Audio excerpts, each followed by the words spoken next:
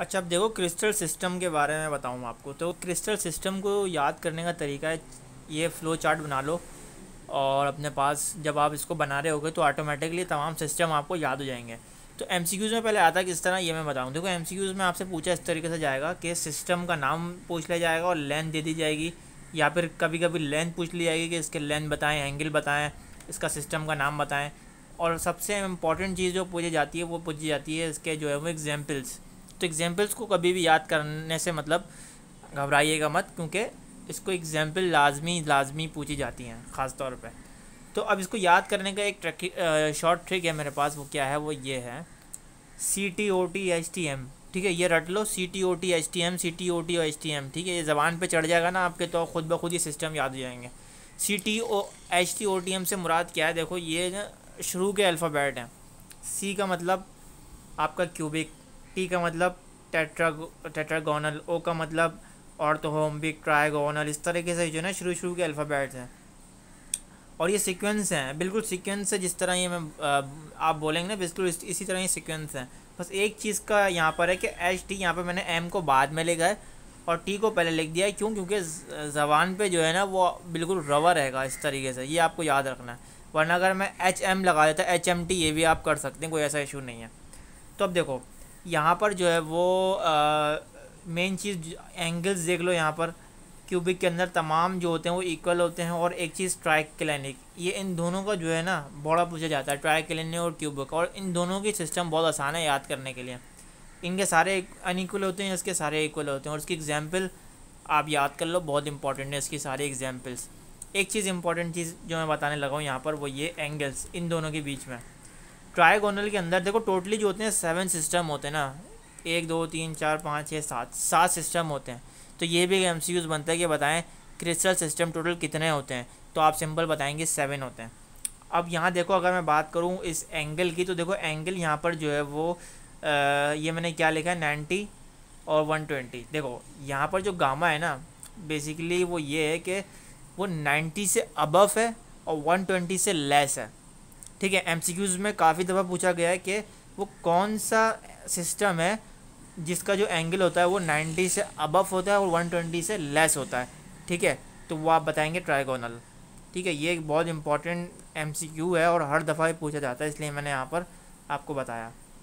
पांचवा जो है हेक्सागोनल की मैं बात करूँ, तो हेक्सागोनल में आप देखो अल्फ़ा और बीटा जो है दोनों इक्वल हैं, किसके, 90 के। और गामा जो है वो सिर्फ 120 के इक्वल है।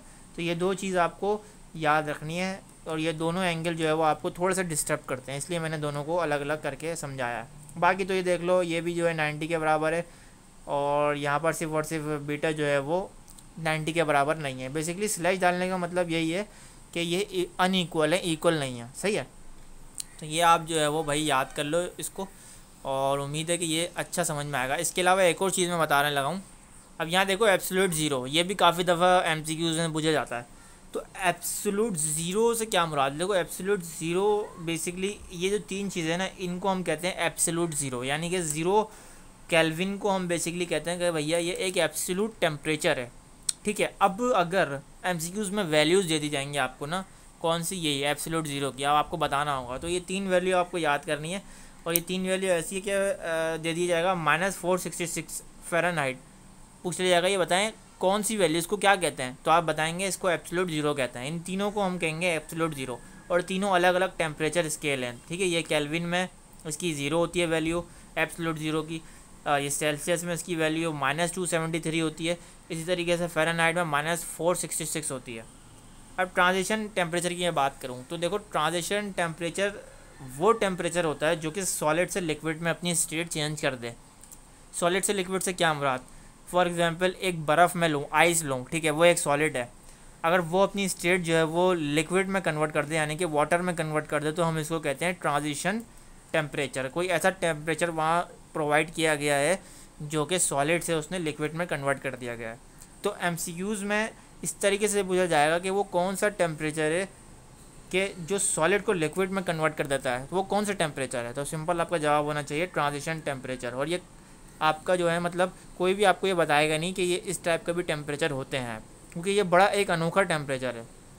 क्रिटिकल टेम्परेचर का बहुत पूछा गया है, वो ये होता है कि इसके अंदर गैस से लिक्विड में चेंज हो रहा होता है। ठीक है, कोई भी गैस है वो अगर लिक्विड में चेंज हो रही होगी तो वो एक क्रिटिकल टेम्परेचर है। ये दोनों चीज़ें आप रट लो। अब यूनिट्स की बात करूँ मैं, यूनिट्स देख लो, बड़े इंपॉर्टेंट है।